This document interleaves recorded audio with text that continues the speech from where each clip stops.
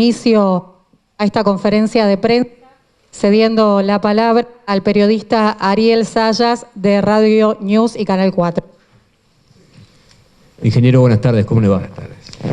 Bueno, ya en el tramo final de la campaña, uno de los el eslogan de la renovación es soñar con esperanza, hacer con confianza, que es justamente uno de los discursos de los que usted pronunció en los últimos tiempos y que se tomó como un eslogan. Yendo a lo estrictamente político, más allá de la cuestión literaria, alguna interpretación que se pueda hacer de eso, en términos políticos, ¿qué significa eso? En realidad es soñar con confianza, hacer con esperanza. Porque más allá de las interpretaciones políticas, siempre lo que me sugiere la mente en dirección a la importancia que tiene la política de cara a la sociedad, primero es la transparencia en todo sentido.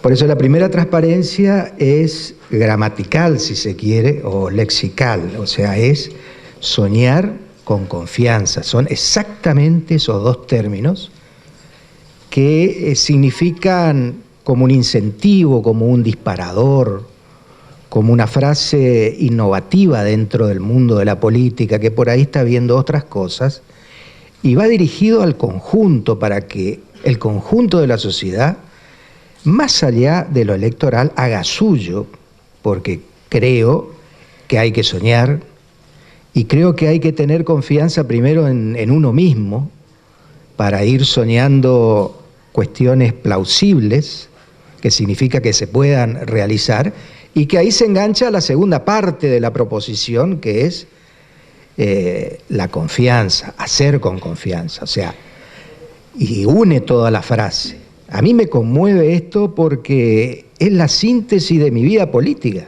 ¿no?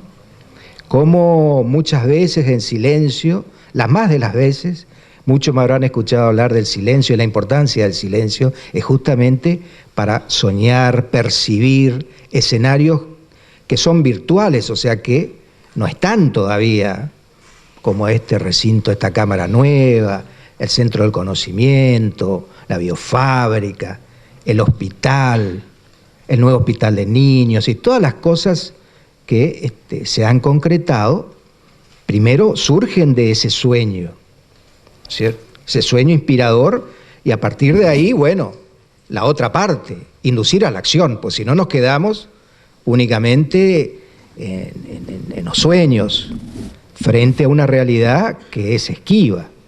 Quizá lo más difícil, y ahí viene el proyecto político, que es el que debe dar los cimientos a la sociedad y más frente a las elecciones, para ser creíble y para generar ese otro término que es fundamental en política de hoy y de siempre, que es la confianza.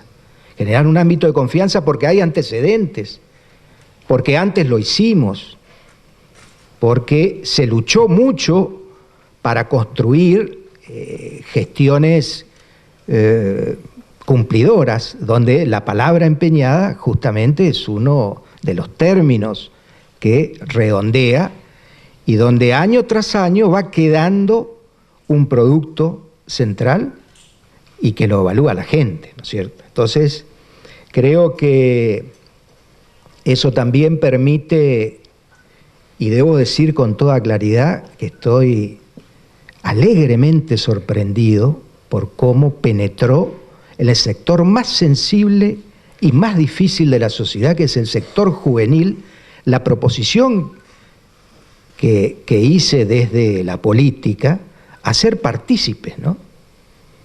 Es algo realmente que me llena de alegría, de emoción, porque veo que es una siembra que va a tener una cosecha a futuro, porque esto también es estratégico. Acá las nuevas generaciones de chicos en edad escolar, con el último parlamento estudiantil, los eventos semanales que promueven hoy desde las tecnologías de la información, de las comunicaciones, esta experiencia inédita de Wikipedia en Misiones. Misiones siendo vanguardia del país en una construcción colectiva de TEDs, adelante de Buenos Aires, de todos los grandes centros, me llena de emoción, de alegría, y veo que nos hemos dilapidado el tiempo en un año electoral donde generalmente se dedican a otras cosas. Los misioneros estamos construyendo futuro, pero desde un presente mucho más comprometido que antes. Nuevos espacios para la política, hemos cumplido con creces eso de, proponer, y los jóvenes políticos hoy ocupan espacios fundamentales, ¿cierto? Como candidatos a concejales, algunos intendentes en los pueblos, jóvenes y bastante jóvenes. Y por supuesto, todo esto es un proceso que tiene que ver con estos 4 términos que son los disparadores y son las guías de la política, pero una política que es absolutamente consciente y consecuente a la vez, de que entre todos y cada vez desde este sector debemos ser más rigurosos y debemos ser más generosos, por qué no decirlo, ¿no? La siguiente pregunta la va a realizar Ricardo Torres, de Radio Génesis del Dorado. Buenas tardes, ingeniero, ¿cómo le va? Le quería preguntar, la estrategia utilizada por la Renovación ahora para estas campañas luce, sin lugar a dudas, muy generosa. Y esto a partir de la consolidación de la fórmula. Me gustaría conocer su opinión. ¿Esto se debe fundamentalmente, en parte a eso, ¿no? A lo de la estrategia, o a la figura de los 2 hombres que conforman la fórmula gubernamental? Es muy difícil sintetizar hasta aquí, a pocos días de un comicio donde siempre he rendido el homenaje del silencio y a la no interpretación previa, que es también un clásico de la política, decir que la gente vota tal cosa, que tal o cual candidato es lo que piensa el que lo está diciendo, me parece un sinsentido y una falta de respeto, que por respeto a todos los demás, callo, pero tengo una opinión absolutamente distante de ese plano. Es lo mismo que interpretar después los votos, que son míos, son del otro. La gente vota un conjunto muy activo y vota sobre todo, vota su futuro, pensando en el presente y también en el pasado, ¿no? Por eso que le resulta útil y cómodo a la vez cuando hay antecedentes, cuando hay historias previas que permiten evaluar en el arco de la composición política de una ciudad o de una provincia, qué se ha hecho en una sociedad donde tenemos derechos muy claros, pero también responsabilidades y obligaciones muy claras. Este es el concepto más elevado y el concepto moderno de sociedad. Las sociedades en el mundo más prósperas son las que van a la par y paso, entre sus derechos y sus responsabilidades. Por eso no solamente levanta la mano a la hora de declamar y reclamar derechos o nuevas inclusiones sociales, un término muy utilizado últimamente, sino también cómo desde la sociedad civil se promueve que haya más solidaridad, que haya más respeto por el conjunto, una concepción del Estado que nos incluya a todos, que haya más seguridad entre nosotros, al tratarnos mejor y vernos mejor. Todo eso forma parte de este conjunto, ¿no?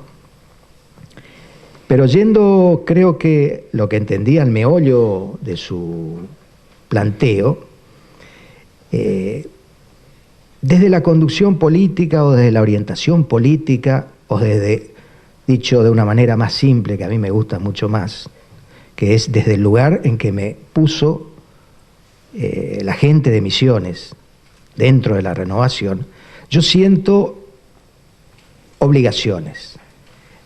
tengo únicamente el primas de las obligaciones. Entonces, en cada época electoral veo que tengo que cumplir con determinadas obligaciones. Y en esta etapa, viendo, por qué no decirlo con toda claridad, un proceso o un planteo interno que había que resolver, porque había otras voluntades que pensaban que era otro el candidato a gobernador, otro el vice. Entonces, cuando vi que se empezaba a alejar de un eje de principios y de obligaciones que son fundantes en la renovación, bueno, fui cada vez poniendo el acento justamente en estas carencias, en esta falta de estos principios. Era inadecuado el giro hacia la derecha, si se me permite un término, de determinadas cuestiones, sobre todo en cabeza de quién iba a dirigir o iba a seguir, tomar la posta de un proyecto de provincia inserto en un proyecto de país. Por lo tanto, todo eso de manera absolutamente democrática y legal ha sido resuelto sin molestarle al ciudadano. Ha sido resuelto como siempre estimamos y dentro de la renovación resolvemos, que es hacia adentro del partido, tratando de que el mínimo de estrés político trascienda lo que es una etapa de discusión interna, netamente interna, ¿no? Y donde por ahí, debo decir también, primaron algunos aspectos, si se quiere, oportunistas o de coyuntura, ¿no?, que promovieron un plus. Pero bueno, eso es materia del pasado. Y la consolidación de una fórmula alrededor de dos militantes, uno fundador y el otro, o más fundador, es Hugo Pasalacqua, que estuvo en la hora cero de la renovación. Y algún día voy a contar aquí toda su historia personal y lo que él también aportó en esos momentos de incertidumbres de hace bastante tiempo para atrás, al lado de Oscar Herrera, que es un militante, y hacen una síntesis que explica por ellos mismos la altísima intención de voto que tiene esa fórmula y cómo en tan corto tiempo se explicó por sí misma, ¿no?, explicando lo que yo estoy explicando ahora, o sea que es una sobreexplicación, si se quiere, por el lado. Pero esto hecho de cara al pueblo, en medio de una campaña que ha sido absolutamente tranquila, y hoy tengo la felicidad también que no hay nada oscuro adentro, porque todo esto, con el giro luego que tuvo el que pretendía ser nuestro candidato y a dónde se ubicó, se explica por sí mismo. Entonces, yo creo que eso da tranquilidad, sobre todo a la familia renovadora, que años atrás por ahí creyó más allá de lo expuesto, ¿no? Entonces hoy se siente con ese sinsabor de haber sido defraudado, porque bueno, realmente esas convicciones no fueron, a la hora de la verdad, no fueron mantenidas, ¿no es cierto? Pero lo importante aquí es que, bueno, hoy tenemos dentro de nuestro proyecto político, también en todos los pueblos, debo decir, fuerzas y fortalezas revitalizadas. Y la renovación está viviendo un proceso muy intenso, pero que lo marca la gente, de reinvención. Yo vislumbro que este 2015 es una refundación, porque están surgiendo cosas que a ustedes les van a sorprender, cosas nuevas, absolutamente novedosas. Porque este es el proyecto de la gente, y la gente está empezando con esta cuota de cambios, está empezando con hasta si se quiere, nuevo léxico, hay nuevas palabras, hay nuevas ideas, hay nuevos hombres y mujeres, hay muchas cosas distintas, ¿no? O sea, con lo cual yo veo desde la perspectiva que es un tiempo diferente, un tiempo nuevo. La siguiente pregunta la realizará la periodista Marité Bebier, de Canal 21. Buenas tardes, ingeniero. En estos últimos tiempos se ha visto una notoria dedicación hacia los jóvenes, muy particularmente por parte de la conducción política, con los youtubers, con el Parlamento Estudiantil, con el Wikipedia. Y ahora, hoy, un hecho trascendental con la aprobación de la ley del boleto estudiantil gratuito. Este es el camino y este es el proyecto para seguir trabajando adelante, brindándole estos espacios a nuestros jóvenes de Misiones. Sí, sin duda que forma parte de esa comunicación nueva desde la política que va mucho más allá de lo dialéctico, porque hay cosas concretas. Hoy los jóvenes que se suman de a miles en toda la provincia tienen una actitud que debo decir completamente diferente. Han salido de la pasividad y de la sospecha o de la duda de la política a hacer la suya, en un solo paso, y sin pedir permiso. Por eso, cuando desde la política hemos resuelto levantar el corralito, que los corralitos son convenciones, son restricciones impuestas con un modelo que creo que hay que ir desplazando ya definitivamente y con mucho más fuerza, que es el modelo del agrupacionismo o de la concepción de que, tenés que, para participar en política, tenés que estar al lado de fulano o de mengano. No, son cosas distintas. Una cosa es la afinidad bien entendida, que hay, por amistad, por conocimiento, y el acercamiento natural por las innumerables vertientes que posibilita un proyecto político frente a la sociedad. Pero otra cosa es que también haya vía directa y libre desde el ciudadano independiente, que es lo más difícil de resolver de la política. Entonces, para pensar y actuar en la renovación, no hace falta ni siquiera ser afiliado.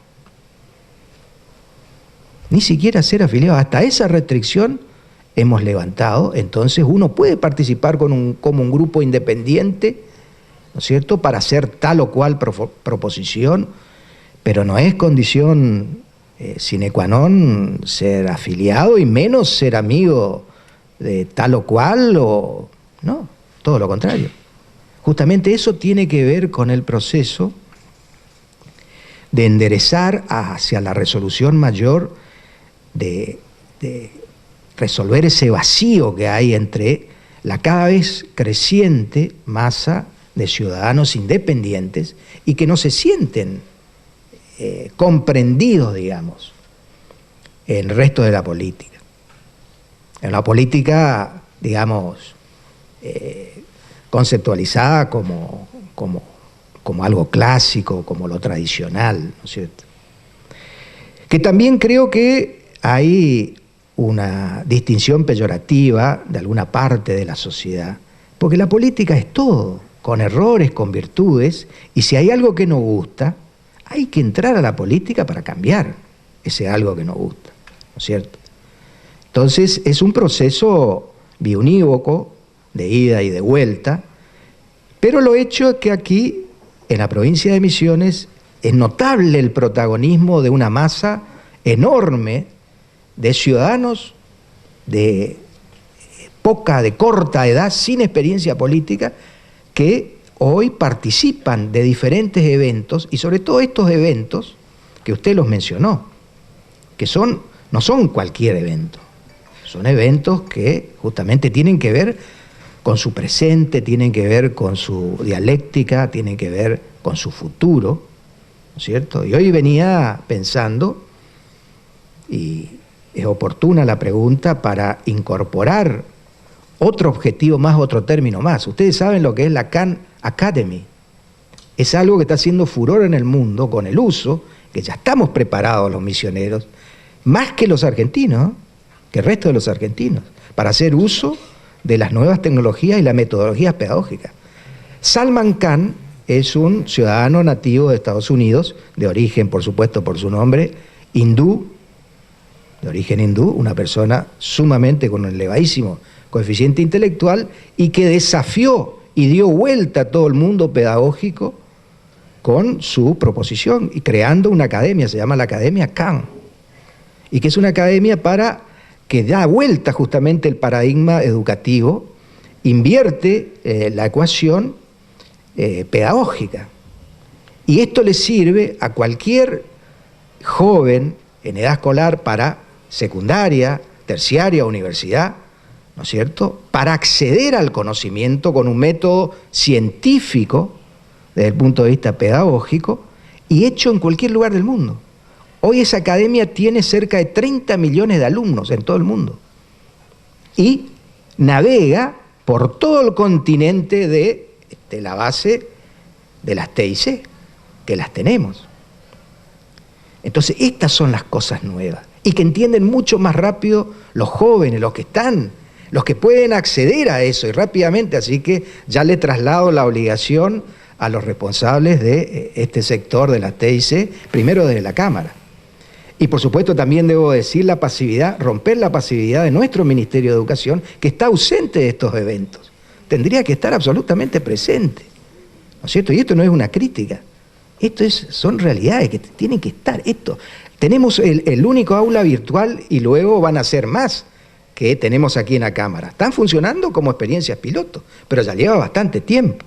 Yo quisiera que el conjunto, o sea, sistemáticamente haya una apropiación de estas cuestiones ya probadas, ensayadas, probadas por los chicos en tiempo directo.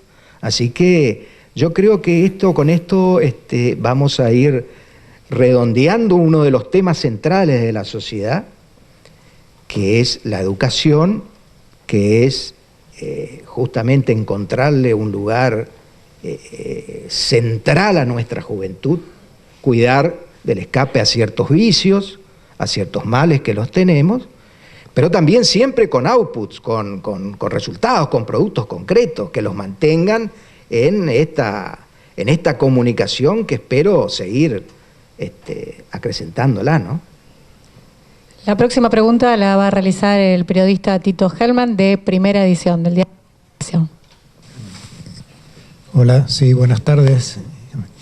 Bueno, usted ha estado hablando un poco ya de toda la experiencia que se ha dado en la renovación durante este año, al cual ya estamos terminando, en el que ha habido desafíos importantes, tanto para usted en lo que ha sido en lo partidario, con toda esta digamos, emergencia de una suerte de propuesta alternativa que se quería gestar, y también en el problema personal que ha tenido de salud, que seguramente ha sido también importante para usted. Volviendo la mirada a eso y enlazando con lo que estaba diciendo recientemente de que se da como un nuevo tiempo y una nueva forma de participación en lo que es el espacio de la renovación, ¿no es cierto? Que usted ve también relaciona con todo esto de las TICs y del rol de la juventud que está teniendo. Es decir, estamos asomándonos a una nueva etapa. ¿Cómo definiría, cuál sería el eje que usted lo puede definir a ese eje de lo nuevo en relación a lo viejo que un poco se concentró en este año bastante complicado? Sí, es una pregunta que induce casi a reflexiones muy profundas, ¿no? Y diversas a la vez. Pero haciendo síntesis, creo que en cada tiempo quien asume con responsabilidad el concepto de orientar con responsabilidad, valga la redundancia, un proyecto común, un proyecto colectivo, debe asumir también con toda intensidad toda la cuota de significancia que esto tiene, sobre todo en los tiempos más difíciles. A mí me ha tocado en más de una oportunidad transitar haciendo valer términos y principios en épocas donde valían muy poco, épocas de crisis económica, social, política, donde hasta casi había que esconderse. Bueno, yo no lo hacía, nunca me escondí de nada ni de nadie, siempre de frente, pero asumiendo una cuota de desgaste o de insatisfacción frente al otro, ¿no es cierto? En este caso la sociedad, que fue la etapa previa y casi fundante de la renovación. Pero como todos los periodos son distintos y todos son igualmente intensos en cuanto a esa responsabilidad, sí, ciertamente en estos últimos meses donde me tocó defender estas cuestiones, principios, palabras empeñadas, historia de cara a la gente, ¿no? Y también convivir con un proceso personal de enfermedad, han significado haber pasado una etapa muy intensa que la transité con una enorme fe y la misma convicción de siempre, pero sí aferrado a esto. Por eso puedo reconocer la importancia de que en un mar de cuestiones las más importantes son 2 o 3. Yo siempre hablo de la ley del 80-20 para distinguir entre si tenés 100 cosas para hacer y tu creencia es que esas 100 cosas son importantes y estás perdido porque sabés que no podés hacer las 100, sino que tenés que hacer 10. Porque materialmente no hay tiempo, no hay recursos. Bueno, ¿de qué te vales? Y hay una ley, que es la ley de Pareto, la ley del 80-20, que dice, bueno, pero te da una idea de que hay que despejarse de lo importante, de lo superfluo en la vida, y esto sirve para todo, y también para la política, ¿no? Por eso, pocas cosas que son la palabra empeñada, ¿no es cierto?, la historia, ¿no?, la relación con la gente. Y bueno, más allá de las situaciones, todos podemos vivir, era lo que pensaba, podemos vivir cuestiones personales, pero siempre para mí lo público ha estado antes que lo personal, incluso hasta mi propia vida. Por eso mis palabras, inmediatamente luego de ese proceso de morbilidad, me tocó cumplir con el requisito constitucional, emisiones, que el 10 de diciembre. Si usted repasa las palabras del juramento de ese discurso, ahí va a encontrar la síntesis de lo que le estoy diciendo ahora, pero en aquel momento tenía mucho más valor. Ahí yo ya hablé de los principios de la palabra empeñada, con toda claridad. Hablé de la traición, con más claridad todavía. Hablé de un montón de cuestiones que eran vívidas y son procesos que lo vivimos, que no hay que esconderlos, porque esas son las fortalezas para adelante. Tampoco hicimos gala de una absoluta división, ni colgamos los cartelitos, ni hicimos macartismo de otras épocas diciendo, no, estuvo con tal bando y otro con... Simplemente eso resuelve la sociedad, basta con saber cómo juega cada uno. Pero lo que es más importante es, porque esto son las vivencias dirigenciales, esto no le interesa a la gente. Lo más importante es pensar en la gente, en la insignificancia, si se quiere, que tiene todo esto respecto de, bueno, cómo proponemos una misiones pujante, una misiones más inclusiva, una misiones que yo la sintetizo para adelante, para el futuro, una misión feliz. Esa cuota de felicidad de sentirse parte de un nuevo proceso y de sentirse anímicamente, por más que hayan carencias, pero anímicamente atraído por un nuevo sentido que debe tener la sociedad.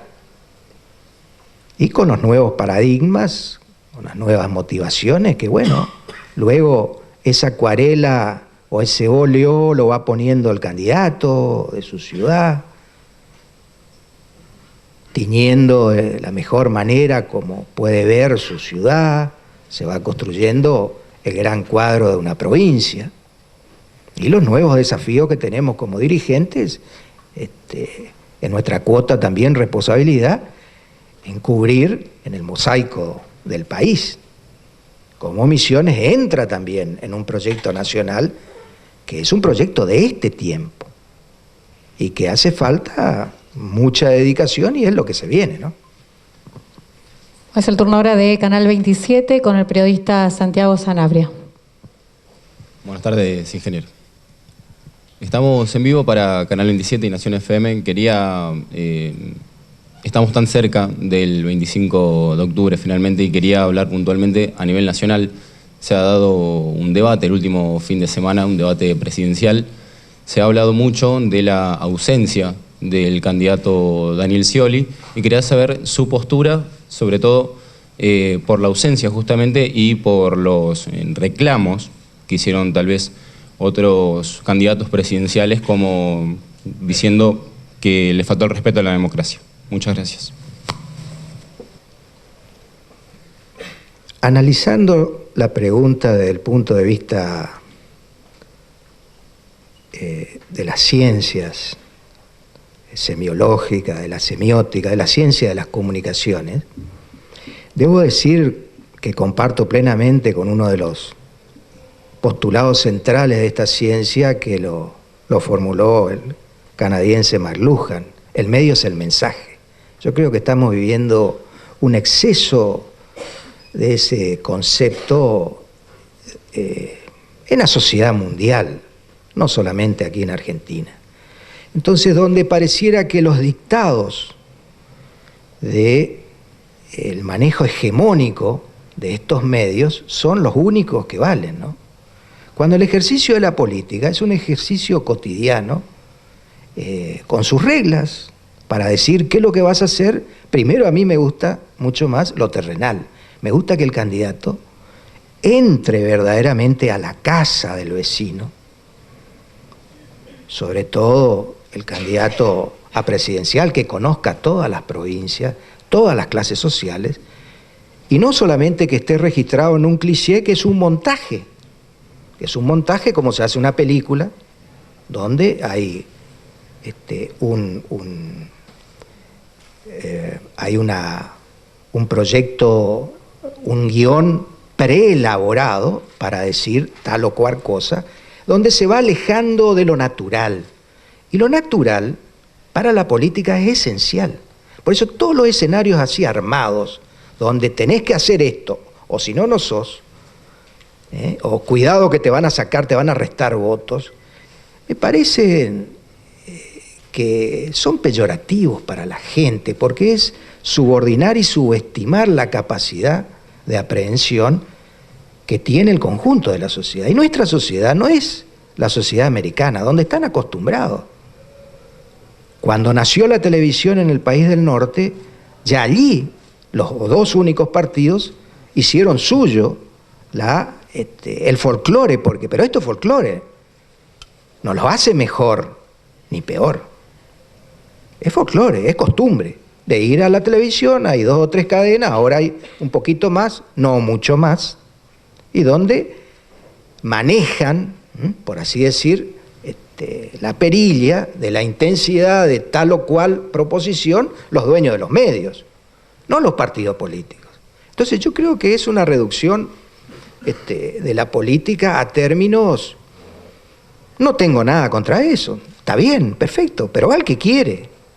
Pero para construir una república y sobre todo para plantear cuestiones esenciales a la periferia de esta república, como somos los misioneros, mayoritariamente estamos lejos de sentir como una ofensa, mucho menos como que es un faltante. No, yo creo en lo otro, reitero, y me hubiera gustado ver políticos nacionales recorrer palmo a palmo para tener visto por ellos mismos y contado, no por un eslogan, reitero, un montaje o un afiche o un spot de televisión que está armado.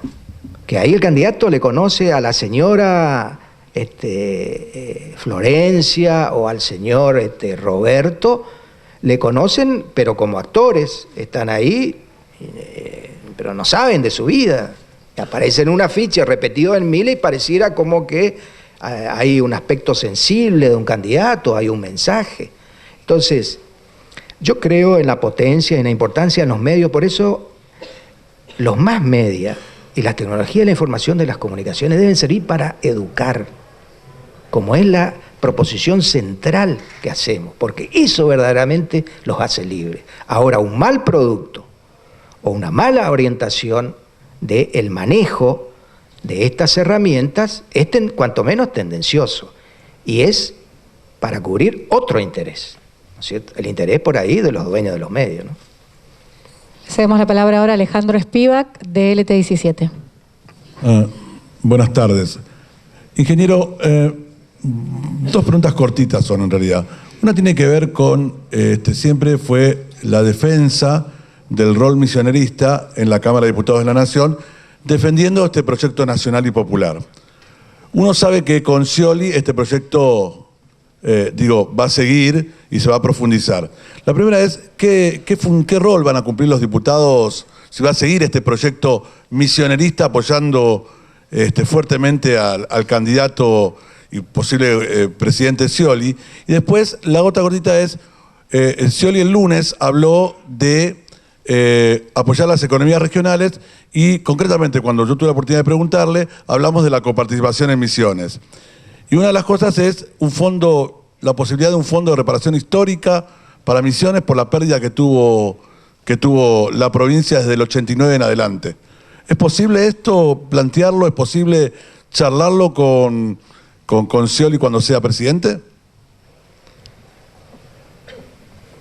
Yo voy a contestar la primera parte de la pregunta que hace al ámbito político, que es el ámbito donde me muevo y están mis obligaciones.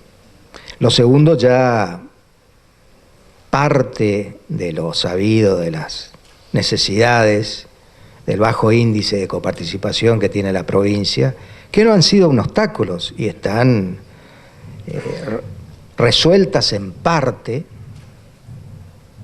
con el esfuerzo de los misioneros. Fíjense qué importante el esfuerzo desde la política, que hoy permite en plena campaña también resolver una cuestión que no es menor, la del boleto estudiantil. ¿Por qué sale el boleto estudiantil? Sale porque más que un Estado presente y un Estado sensible, hay un Estado que puede luego de un periodo de vacas flacas, un periodo de falta de recursos, es un Estado que está de pie y ha creado los recursos para luego hacer tal o cual cuestión. Entonces, esto es muy importante porque le da un tono a la política totalmente diferente. Porque lo común en el concierto de las provincias es pedirle todo a la nación. Bueno, me debes por esto, con razón, ¿no? Va de suyo que no hay, al no haberse cumplido con la Constitución del 94, de sancionar una nueva ley de coparticipación, de hecho hay un faltante. Pero ¿cómo llenamos ese vacío? Los misioneros, aquí desde la Renovación, somos prácticos. Por eso tenemos el esquema fiscal, un esquema fiscal solidario, un esquema fiscal que ha devuelto la fortaleza a un Estado empobrecido, que otros empobrecieron, y bueno, hoy es un Estado activo o proactivo a la hora de resolver cuestiones de las más diversas. Pero yendo al planteo central, por supuesto va a ser materia de una gestión muy intensa que ya está comprometida, de quién va a ser el gobernador a partir del 25 de octubre, pero por supuesto desde la política la intencionalidad es seguir promoviendo el desarrollo de misiones incluso más allá del proyecto nacional, porque los pueblos están antes que la nación. Entonces, nosotros no debemos abandonar, sino todo lo contrario, profundizar ya la huella, una huella que es indeleble y ha demostrado ser profundamente útil a la hora de llevar respuestas que por ahí en el plano nacional se demoran mucho más que desde lo provincial. Yo vislumbro un papel protagónico y de vanguardia de Misiones en la guía, en la integración y en la modelización, valga el término, de una nueva Argentina, pero con un papel preponderante de Misiones. Vamos a plantear la industrialización. Tenemos un parque industrial prácticamente disponible para producir desde las tecnologías de la información y las comunicaciones, que no solamente la queremos ver en Tierra del Fuego, acá también, para entrar a los grandes mercados del Mercosur o del mundo. El puerto, tenemos que movilizar en el sentido multimodal. Ya hemos logrado, bueno, el paso ferroviario con la vecina Encarnación y bueno, el resto del Paraguay, es un adelanto, pero la concepción multimodal de transporte es obligada. Entonces tenemos el puerto, una vía navegable de la importancia global, mundial, como el río Paraná. Bueno, va a ser una plataforma para movilizar mercancías, pero con un concepto distinto a el históricamente conocido aquí en la provincia. La cuestión energética va a ser una cuestión central, lo estamos discutiendo no solo con el candidato a presidente, sino íntimamente, de semana a semana, con toda profundidad, con nuestro candidato a gobernador.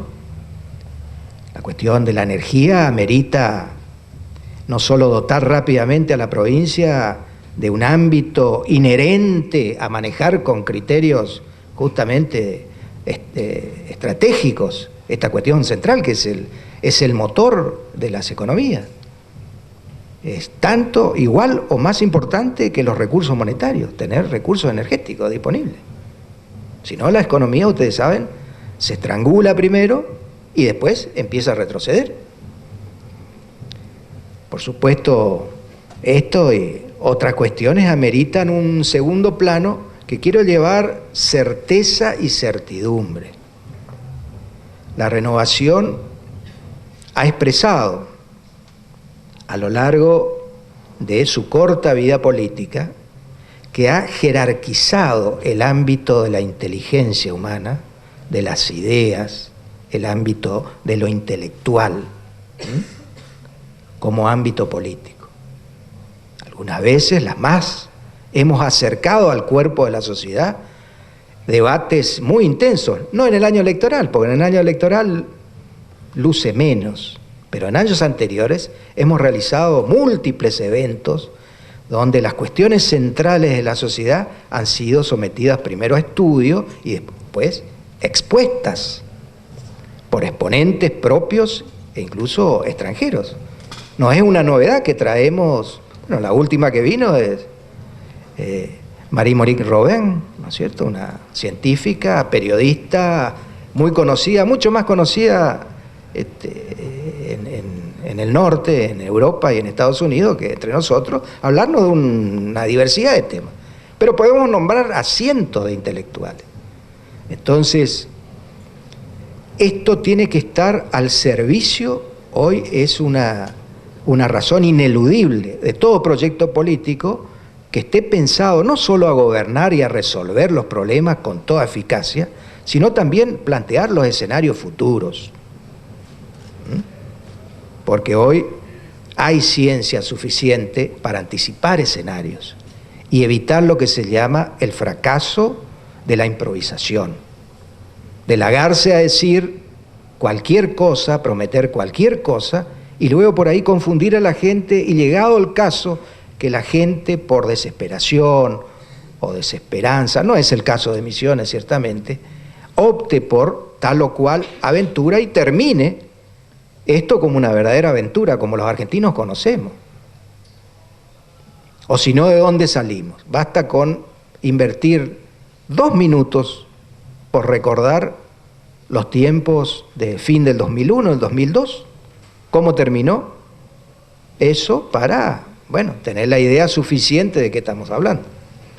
Ahora vamos a una última pregunta de Jorge Castro de Canal 5. Buenas tardes, ingeniero. Usted mencionaba justamente, recordaba la visita de Marie Monique Robin, que hizo una fuerte exposición respecto a la agricultura familiar. Quería preguntarle cómo avanza el proyecto para la creación de un ministerio que aglutine a los agricultores familiares o pequeños agricultores de la provincia y en este sentido, bueno, potenciar las políticas de Estado dirigidas a este sector.